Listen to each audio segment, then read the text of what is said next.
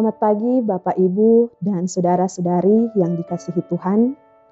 Mari kita mengawali hari kerja dan aktivitas kita dengan bersama-sama merenungkan firman Tuhan yang telah dipersiapkan oleh Ibu Rini Purwaningsih SSITewol. Bacaan Alkitab saat ini dalam kitab Yesaya 53 ayat 10. Tetapi Tuhan berkehendak meremukkan dia dengan kesakitan.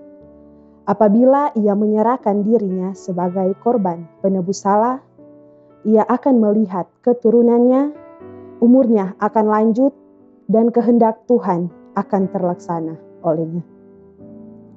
Judul renungan di pagi hari ini, Sengsara Membawa Nikmat.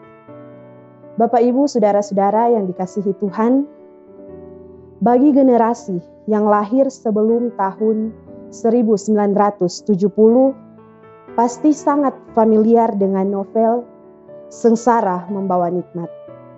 Karya tulis S.T. Sati yang diterbitkan pertama oleh Balai Pustaka tahun 1929 dan kemudian difilmkan sinetron tahun 1991 yang ditayang di TVRI. Novel ini mengambil setting sebuah desa di Minangkabau dengan tokoh utama Midun.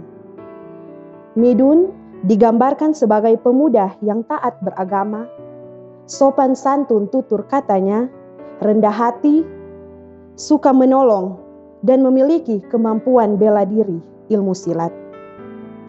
Beberapa kali ia masuk penjara karena fitnah orang lain yang membencinya. Pertama, ketika ia menolong istri Kacak, sahabatnya di kampung, yang terseret arus sungai.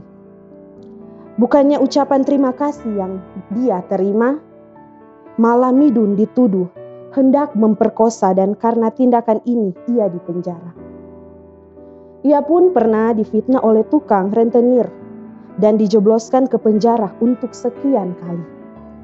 Singkat cerita, ia bebas dari penjara dan suatu waktu ia menolong sinyo Belanda dari gangguan orang jahat. Ternyata ayah dari sinyo Belanda ini adalah seorang pejabat. Sebagai ucapan terima kasih, ia diberi pekerjaan hingga akhirnya menikah dan hidup bahagia.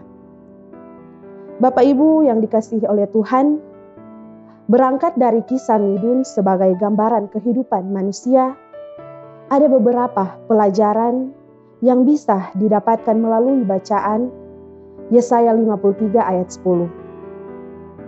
Pertama, apa yang terjadi dalam kehidupan manusia adalah seizin Tuhan, Sang Pencipta. Tetapi Tuhan berkehendak meremukkan dia. Kita perlu melihat setiap peristiwa yang terjadi dalam kehidupan ini tidak hanya dalam perspektif diri sendiri atau manusia, tetapi harus juga melihat dalam perspektif Tuhan. Begitulah salib orang Kristen, melihat kehidupan dari dimensi ilahi dan personal. Kedua, setelah melihat setiap peristiwa dari persepsi iman, maka apapun itu akan dihayati sebagai menyerahkan dirinya sebagai korban penebus salah.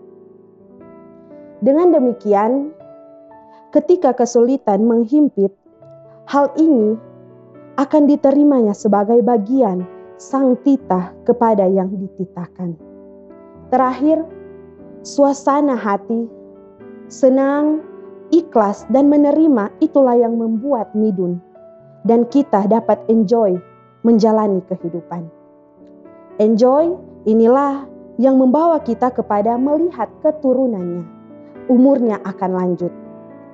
Suasana hati demikian akan berdampak pada kesehatan dan kinerja produktif kita.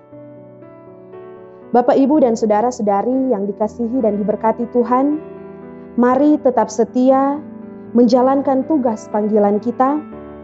Tidak perlu takut untuk sengsara, karena Tuhan punya rencana yang indah dalam hidup kita. Yakinlah kerja keras, ketekunan dan kesungguhan hati melakukan kebenaran dalam Tuhan akan berbuah baik. Tuhan memberkati firman-Nya dan memberkati kita semua.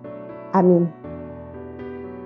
Refleksi di pagi hari ini adalah Tuhan melihat apa yang dilakukan oleh manusia. Lakukanlah yang benar bagi Tuhan. Mari berdoa. Ya Allah Bapa yang bertata dalam kerajaan surga, terima kasih untuk kebenaran firman yang sudah kami baca bahkan renungkan bersama. Biarlah firman-Mu ini akan terus menjadi pedoman dalam kehidupan kami. Ajarkan kami untuk tetap tekun setia, mengerjakan setiap tugas tanggung jawab yang sudah Tuhan berikan bagi kami. Terpuji nama Tuhan. Amin.